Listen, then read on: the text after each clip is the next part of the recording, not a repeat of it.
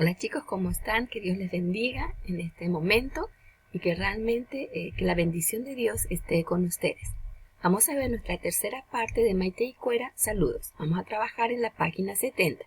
Pero antes, en esta semana en guaraní hemos aprendido un texto. Juan 14:6. Jesús le dijo, yo soy el camino, la verdad y la vida.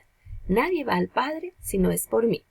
Entonces, hemos dicho que este versículo nos habla acerca del amor de Dios hacia nuestras vidas, que entregó a su único Hijo a morir en la cruz del Calvario por nuestros pecados. Que Dios les bendiga en el día de hoy. Vamos a trabajar en el libro en la página 70. Muy bien. En primer lugar, lo que hicimos en la clase de MIT es conversar un poco acerca del saludo. Y hemos estado repasando, y también ustedes van a repasar. Va ella neko e.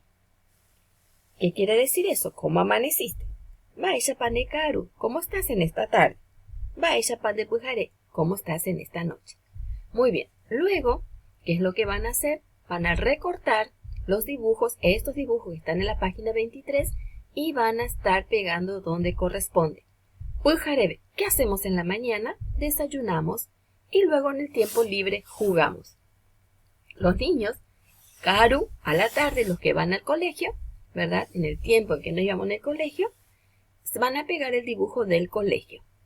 Después de venir del colegio, ¿qué se hace? Se almuerza. Luego a la ducha y luego se cena. Eso se hace en la tarde, ¿verdad?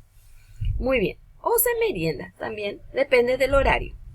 Pero generalmente se hace siempre una merienda cena. Muy bien.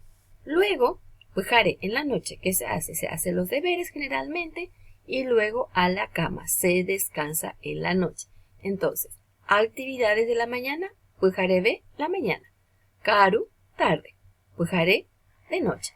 Esta es la tarea que tienen que hacer en esta página.